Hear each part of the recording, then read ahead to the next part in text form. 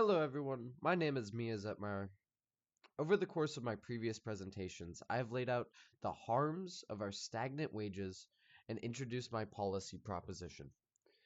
Resolved, the United States government should incrementally increase the federal minimum wage to $15 an hour over the next 5 years.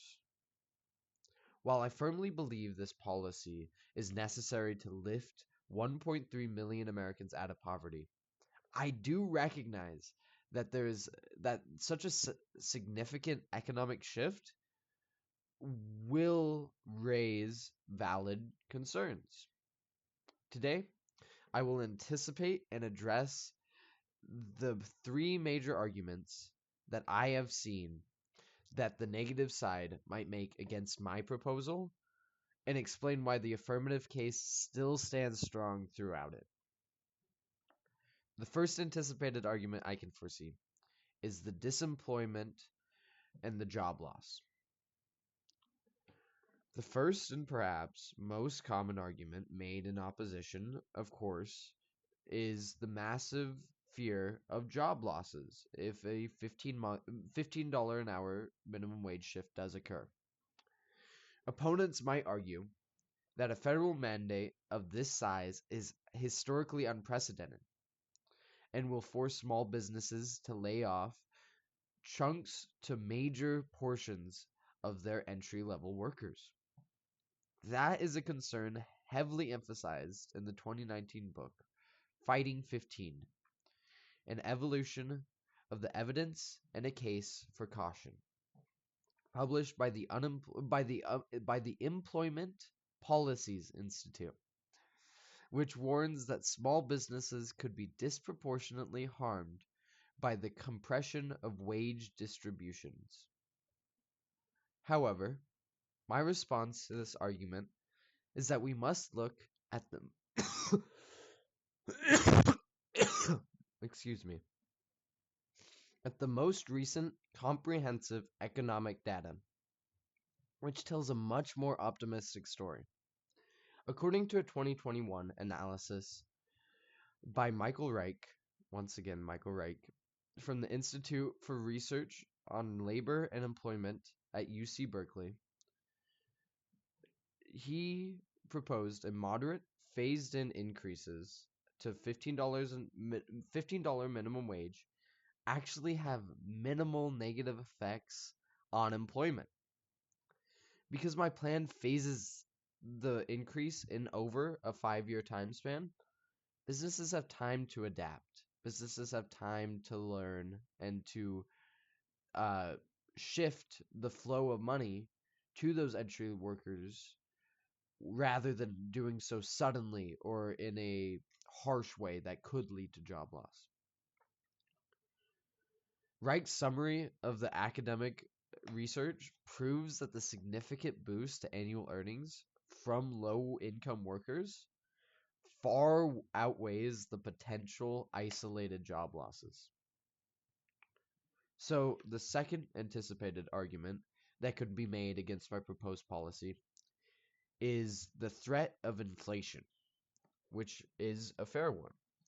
The opposition might argue that businesses will simply pass the higher cost of employment on to the consumer, raising prices on everyday goods and effectively canceling out the increased purchasing power of the working class. I want to acknowledge that this argument is grounded in real economic phenomenon, that this has precedent. As noted in a 2019 meta-analysis of over 200 empirical studies by Paul Wolfson and Dale Bellman from the Upjohn Institute, there is indeed a pass-through effect where prices might increase as wages increase. However, their research also concludes that the overall job growth that will occur in the economy is much smaller than previously feared. In other words, while a hamburger might cost a few cents more, the trade-off is that millions of families can finally afford rent and groceries properly. The House Committee on Education and Labor's 2021 FAQ on the Raise the Wage Act explicitly confirms that the projected impact on poverty and inequality reduction far outweighs the associated costs from job loss or inflation.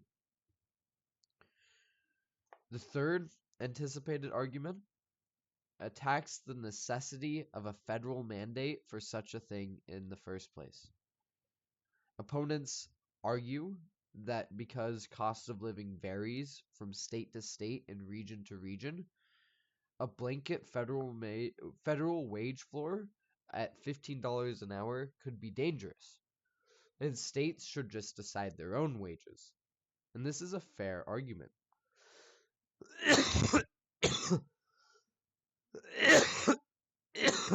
Excuse me. I'm sick.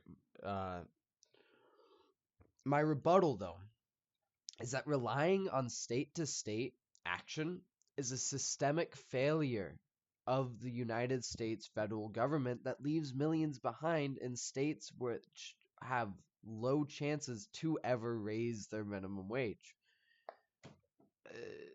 A 2019 report by the Joint Economic Committee of the U.S. Congress found that criticisms of minimum wage increases often lag behind the latest research. Their analysis of recent state-level changes proves that states with higher minimum wage floors experience stronger wage growth at the bottom without adverse effects on labor force participation. Furthermore, a 2026 report by GovDocs shows that 17 states, including DC, have already reached or indexed to reach a $15 minimum wage floor. A federal mandate simply assures that we no longer have a system where an American's worker ability to survive and thrive is no longer determined by their zip code, but rather by the fact that they are an American themselves, which should be treated fairly at the federal level. In conclusion, while concerns about job loss, slight price increases, and state-level autonomy are understandable arguments and are valid, they do not outweigh the profound benefits of this policy. The evidence shows that a phased-in approach protects small businesses, minimizes economic shock, and most importantly, lifts our vulnerable citizens out of poverty. I appreciate the careful consideration of these opposing arguments, but I strongly reaffirm the resolution to increase the federal minimum wage to $15 an hour over a 5-year time span. Thank you for your time.